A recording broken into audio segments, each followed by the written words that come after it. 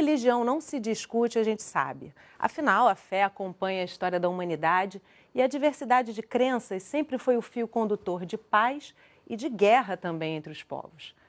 Mas quando a divergência acontece dentro de casa, em família, será possível pôr em prática o preceito mais belo que pregam todas as religiões?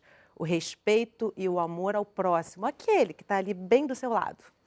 Para essa conversa, a gente convidou o rabino Dario Bialer, da Associação Religiosa Israelita do Rio de Janeiro, Ivanir dos Santos, babalou e membro da Associação Brasileira de Pesquisadores Negros, e Padre Luiz Correia Lima, jesuíta, doutor em História e professor de Teologia da PUC-Rio. Muito obrigado pela presença de vocês aqui hoje. Prazer. E quero começar com uma pergunta bem da vida pessoal de vocês. Que lembranças, as primeiras, vocês têm da religião na vida de vocês e como começou esse envolvimento religioso? Eu começo com você, Padre Luiz.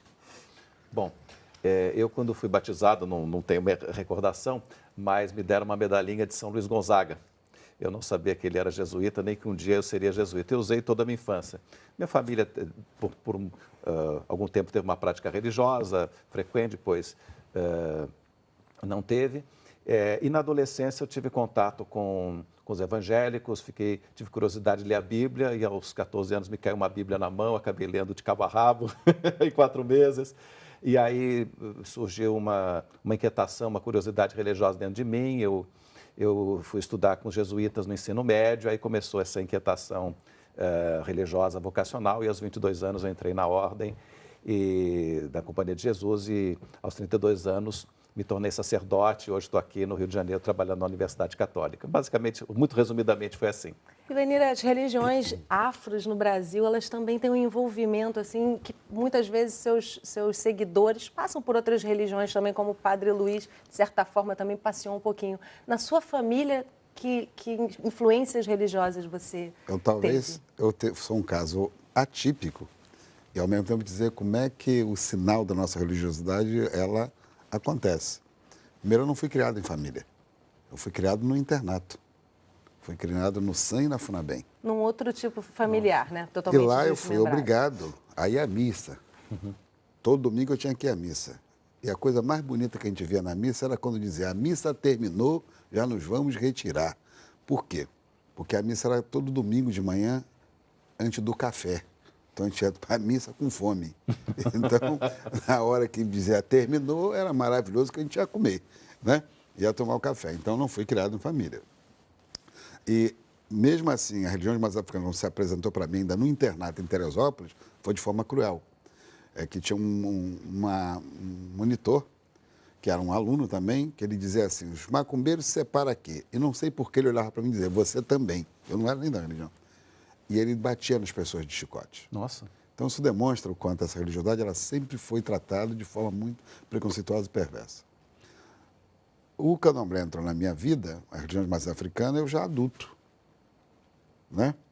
Eu, quando adulto, que ele vai entrar na minha vida, quando eu vou dar aula numa escola, eu era professor de música, vou fazer um folclore, então monta-se um xerém, uma mãe de santo, que era professor do filho dela. E quando ela abre, então, um jogo para mim, pela primeira vez na vida, eu tinha uns 23 anos, 22 anos, e ela diz: se não fosse um grande ancestro que você tem na sua vida, você seria um grande marginal. E aí depois vai entrando na minha vida e eu vou então ser iniciado na Bahia, para Orixá, e depois conduzido à Nigéria, onde eu sou iniciado para Babalaô. Porque a nossa religião ela não é feita de forma doutrinária. Você não escolhe, você é escolhido.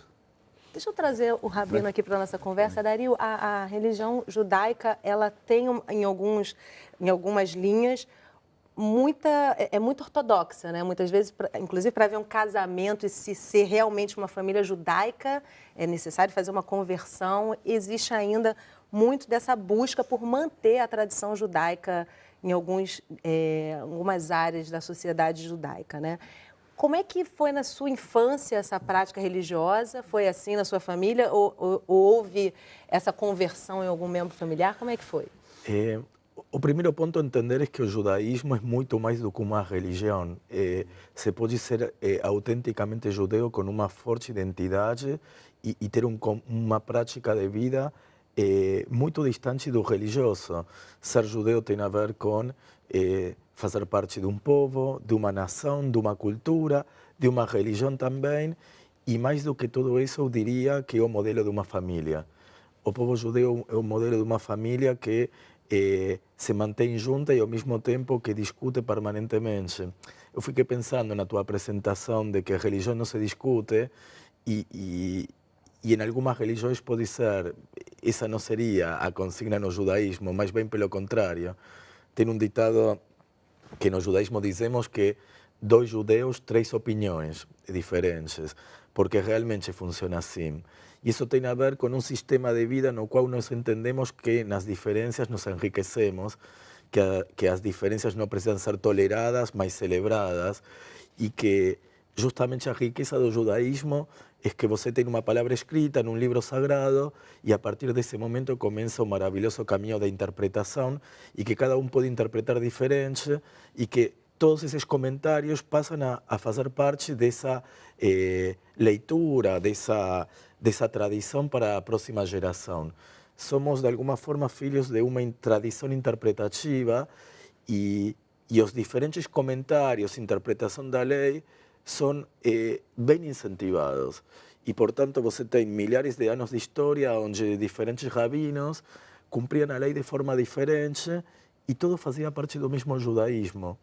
E então, quando chegamos à tua pergunta de judaísmo mais ortodoxo ou menos ortodoxo, na modernidade temos linhas mais ortodoxas, mais liberais como a minha, mas isso é uma constante que sempre existiu. Sem se chamar de ortodoxo e liberal, sempre houve diferentes ideias e isso engrandece o judaísmo. Engrandece todas as religiões, né? Sim. É até interessante perceber que todas as religiões têm nuances e diferenciações e que a tolerância ela é necessária, inclusive, entre os religiosos. Aí, só para a gente finalizar esse primeiro bloco e trazer uma reportagem que mostra essa pluralidade dentro da família, que é o nosso foco hoje, queria rapidamente que cada um de vocês me dissesse se houve em algum momento conflito na família de vocês por conta de religião. Olha, eu vivo, e sempre há exemplo, eu vivo com uma pentecostal chamada Ruth, a irmã Esther e o irmão Enemias, Antigo Testamento puro. E os pentecostais têm uma coisa que ele quer te converter sempre, toda hora. Né? Você imagina, 30 anos vivendo assim não é fácil. Os mais arraigados, na verdade, os religiosos mais profundamente arraigados, eles realmente têm tanta certeza de que a sua fé é a certa e a correta que muitas vezes acabam indo para esse caminho, Não se trata disso. Mas precisa de uma evolução espiritual, inclusive, para aceitar o próximo. Se trata que eles têm o ID. O cristianismo tem isso, um pouco, né? O ID. Então, tendo o ID, ele quer catequizar todo mundo. Então, isso cria um limite entre você e respeito. Porque uma coisa é falar da maravilha de Cristo. Para mim, é ouvir. Né? Outra coisa é me obrigar a querer aceitar. Então, eu acho que esse o limite. A intolerância está justamente nisso. Não é o outro falar da sua religião. É o outro, às vezes, não entender o seu ponto de vista, querer impor o ponto de vista dele. E tem tanto a ver com o que a gente está vivendo sobre tantos assuntos hoje também, né? A falta de tolerância. O problema disso, de viver essa verdade, é que, por um lado, viver a tua verdade é maravilhoso, mas quando para você é a única verdade, você está dizendo eu estou certo, todo o resto da humanidade está errado. E viver a vida dessa forma é realmente problemático. Eu acho que temos que aprender a vivenciar cada um sua verdade como verdade para si mesmo, não necessariamente verdade para o resto da humanidade, porque dessa forma diferentes verdades podem coexistir. E isso se aplica ao interior de uma família, ao interior de uma religião e ao interior da humanidade toda.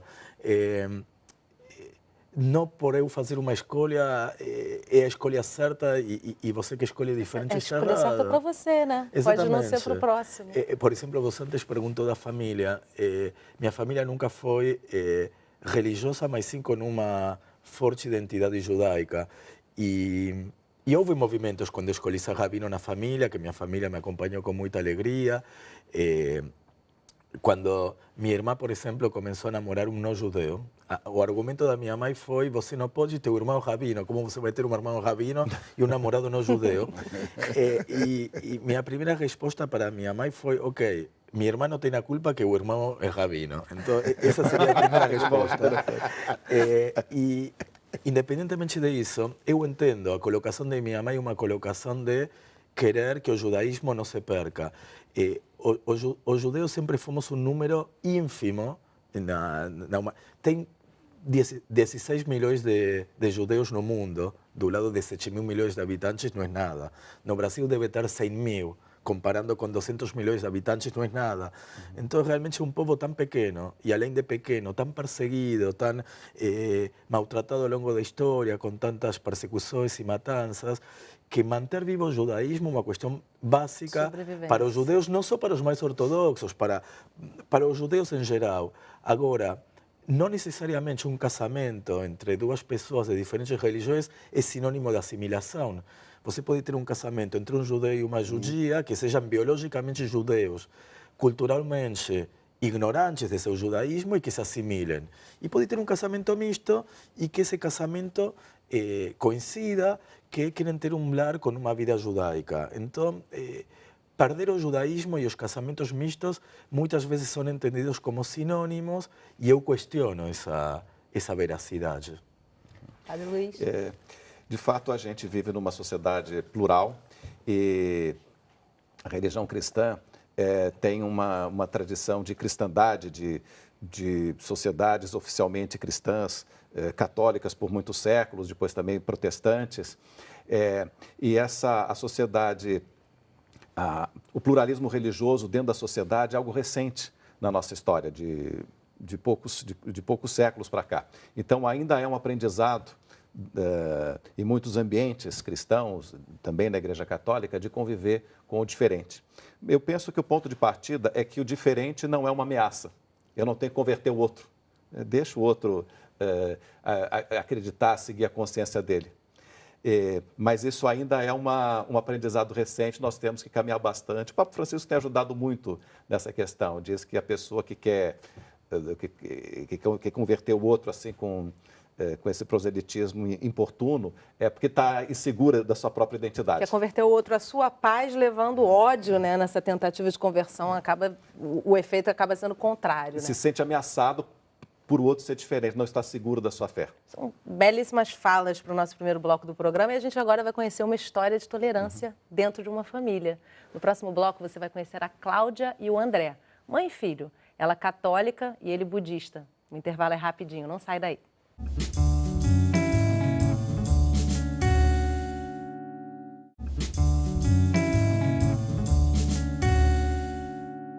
Estamos de volta conversando sobre religião. Agora você vai conhecer a Cláudia e o André, mãe e filho. Ela católica, ele budista.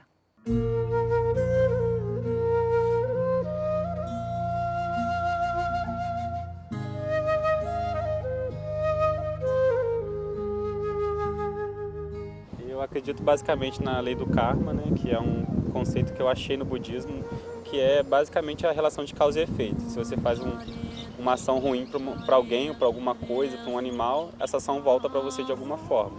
Eu acredito em Deus, acredito na minha igreja.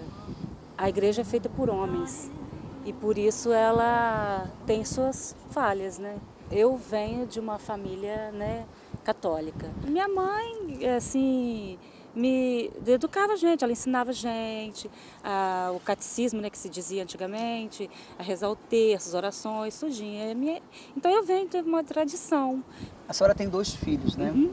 Como é que foi a infância deles? Eles foram encaminhados também para a sua religião? Eu nunca fui de forçar, né? Não. Nunca fui de forçar. Mas às vezes dava uma... Tentava, Mas aí depois ele não quis mais, aí eu deixei por conta dele. O meu caminho começou na igreja católica, né? Minha família é católica, só que eu não me sentia confortável, uma questão muito pessoal, né, obviamente. Aliás, eu acredito que a religião é uma coisa muito pessoal. Mas depois de um tempo, quando eu vi que eu não tinha mais espaço lá mesmo para mim, não me encontrava lá mesmo, eu comecei a ler sobre outras religiões, candomblé, umbanda, kardecismo, espiritismo, e aí eu achei o budismo. No budismo você pode praticar o budismo de diversas formas, né? Não só através de mantras e orações e prostrações e tudo mais. A gente tem no budismo a prática, né, que envolve a sadhana, que são os textos sagrados. A gente tem a meditação mesmo. No dia a dia também o budismo se enquadra de qualquer forma. Qualquer boa ação que você gera, ela é uma prática budista. Então Em diversas situações você pode praticar isso. O que significa fé para vocês? Fé para mim é uma dedicação diária, assim, de você entender os anseios das pessoas e os seus também, perceber que não há nenhuma diferença entre nós, aliás. Eu acho interessante até que a questão da caridade ajuda muito nessa questão da fé. É um contrato que não é escrito e não é assinado, mas ele é do que você manifesta e de quem quer que se manifeste. Então, assim, é entre você e aquela coisa que está além do seu conhecimento, além da sua racionalidade. É uma questão mais de emocional do que racional. Om taretu tareture soha, om taretu tareture soha, om taretu tareture soha, om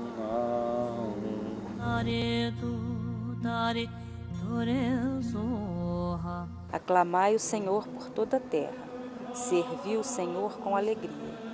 Vinde, entrai exultantes em sua presença. Sabei que o Senhor é Deus.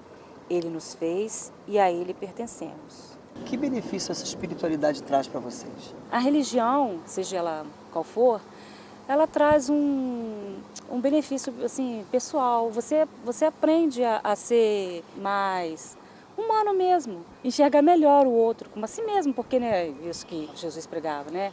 Amar o próximo como a ti mesmo. Vocês são de religiões diferentes. Tem conflitos? Já tiveram? Não. Acho que não, né? Nunca tivemos, não. Elas não são também antagônicas, não. O budismo e o cristianismo não são antagônicos.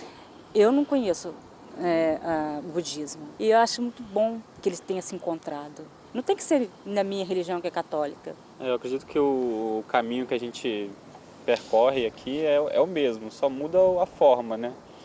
Então, o catolicismo é uma forma, o budismo é outra, a Umbanda é outra, e são todas válidas, né? A gente não tem nenhum problema com a crença do outro e tal, não tem nenhuma divergência também muito séria, não. Infelizmente, às vezes acontecem algumas coisas de níveis mais altos das nossas religiões que realmente a gente não concorda, né? Que não prega aquele amor verdadeiro que a gente aprende, inclusive. Eu tenho amigos de diversas religiões e parentes também, e eu não vejo o menor problema em conviver com outras religiões. O Papa prega que a unidade das religiões. Isso não quer dizer que eu tenho que ser evangélica, nem que o evangélico tem que ser católico. O que ele pelo que eu entendo, o que ele prega é que sejamos tolerantes uns com os outros, que cada um respeite, né, a escolha do outro, como tudo na vida tem que ser.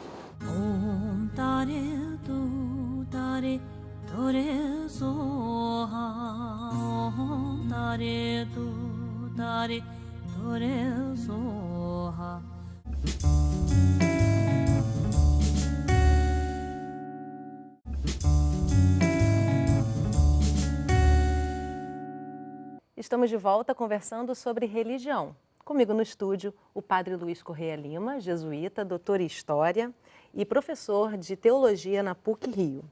O rabino Dario Bialer, da Associação Religiosa Israelita do Rio de Janeiro, e Ivanir dos Santos, babalou e membro da Associação Brasileira de Pesquisadores Negros. É bonito ver mãe e filho, né? A aceitação da mãe, principalmente, que geralmente vai doutrinar o filho para seguir a mesma religião. E eu queria trazer inicialmente para esse bloco, Dario, um trabalho que você faz. Você é representante da Fundação Internacional Raul Wallenberg, me corrija, por favor. Wallenberg, sim. Que promove o diálogo interreligioso. Como é que isso acontece? Raul Wallenberg foi uma pessoa, um sueco que estava em Budapeste como representante de uma empresa e durante o Holocausto nazista. E ele sozinho conseguiu salvar da morte segura, de uma morte certa, a 100.000 judeus. E, enfim, Raul Wallenberg se tornou uma imagem do justo entre as nações, de pessoas que, sem importar a religião do outro, a cor de pele do outro, a ideologia do outro, entendeu que sua humanidade era estar presente enfrentar o nazismo era uma coisa muito difícil, era muito mais fácil se sentar e dizer eu não posso fazer nada diante disso.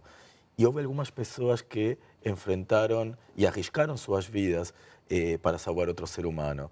E na imagem dele tem uma organização que trabalha a temática de convívio interreligioso, de coragem cívico, de direitos humanos e de como as nossas sociedades precisam desses exemplos inspiradores para construir uma sociedade melhor. Tem esses exemplos também aqui no Brasil. Sousa Dantas era um diplomata que também ele arriscou sua vida, sua carreira diplomática e demais para salvar judeus do Holocausto também. Resgatar essas histórias nos ajudam a inspirar o ser humano para um presente e um futuro melhor. E é por isso que eu me interesso tanto com essas temáticas e tento transmitir essas mensagens em cada possibilidade que tenho de dialogar com irmãos de outras religiões que vamos por diferentes caminhos para construir juntos um mundo muito mais humano e muito mais divino. Aceitação, né? Como é que se trabalha essa questão da interreligiosidade no espaço onde você trabalha? Nós criamos a Comissão de Combate à Intolerância Religiosa. Aqui as pessoas participam em um momento, que faz uma grande caminhada em Copacabana, todo terceiro domingo de setembro, que é a maior demonstração de possibilidade de diálogo e de respeito. Caminhar junto, né? Nós caminhamos juntos, né? Fizemos agora o Cantando a Gente Se Entende, agora em Madureira, onde 4 grupos judaicos foi, uma banda jovem católico foi, banda evangélica foi, porque nós não discriminamos ninguém, pelo contrário, nós acreditamos que só podemos ser respeitados e aceitos na medida que a gente consiga sensibilizar o outro que esse ódio não constrói. Então, a experiência da Comissão de Combate à Tolerância Religiosa, as ações que ela faz, elas têm feito, tem sido a maior demonstração de que é possível você construir um Brasil no respeito à diversidade e na democracia e o Estado laico. Então, essa experiência, ela é uma experiência única. Inclusive, é meu objeto de tese de doutorado, né? Que é justamente isso. Quer dizer, como é que você constrói... Não é fácil você conviver, porque para você conviver na diversidade, você tem que conhecer o outro.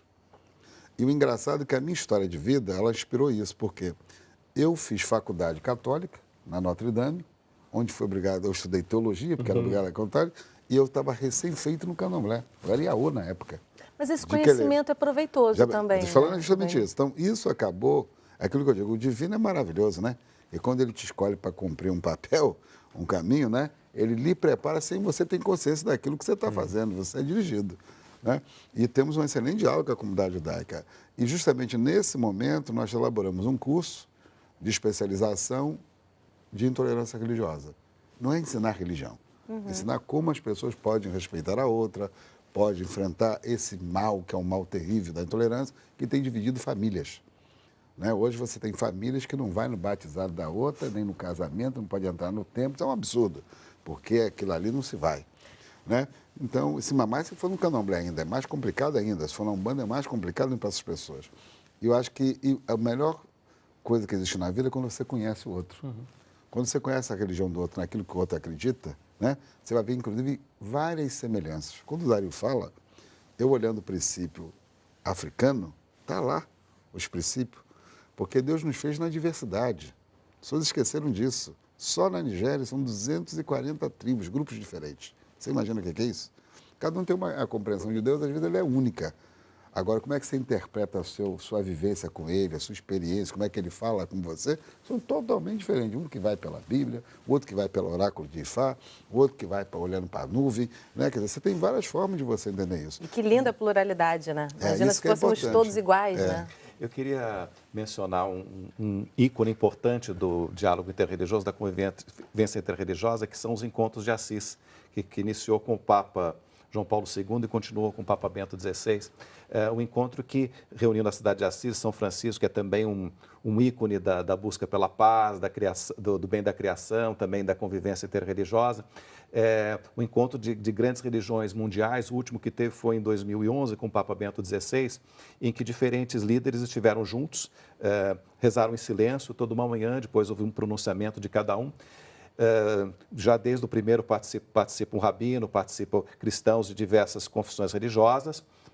o Papa, os católicos, e a novidade desse último foi um representante da tradição iorubá, de onde vem o nosso candomblé, em 2011. Então, quer dizer, a gente tem, num certo nível, uma convivência interreligiosa importante, que é luz para outros âmbitos onde essa convivência pode se dar de maneira respeitosa e com uma ajuda mútua, como a gente viu nessa família aí, que a mãe é católica e o filho é budista. E que é lindo, né? Como disse o Ivani, na verdade existem várias questões que são em comum. A principal delas é a fé, né? E que lindo que a gente possa caminhar nessa direção, porque o mundo já tem guerra demais, né? As religiões possam nos levar para um caminho de paz, né? E que essa pluralidade seja cada vez mais aceita. A gente buscando essa pluralidade, lógico que a gente não conseguiu trazer todas as religiões, longe disso, né? No Brasil, quase 80% da população assume-se membro de alguma ordem religiosa, né? E que é lindo, são caminhos que se busca. A gente não conseguiria trazer essa representatividade toda, mas o tempo é curto já para essa representação que a gente tem aqui. Queria agradecer muito a presença de vocês, belas falas, eu espero que inspire a quem está nos assistindo. Enfim, foi um prazer enorme ouvi-los aqui hoje. Muito obrigada. Obrigado. E obrigada a você por acompanhar o nosso programa aqui pelo Canal Saúde, pela internet ou um dos nossos canais parceiros. Se você quiser rever esse programa ou outro qualquer que a gente já tenha gravado, vai lá na nossa página no Facebook. Você pode rever essa conversa, mandar sugestões de assuntos e dar a sua opinião. Curte lá. Eu te espero na nossa próxima Conversa em Família. Tchau.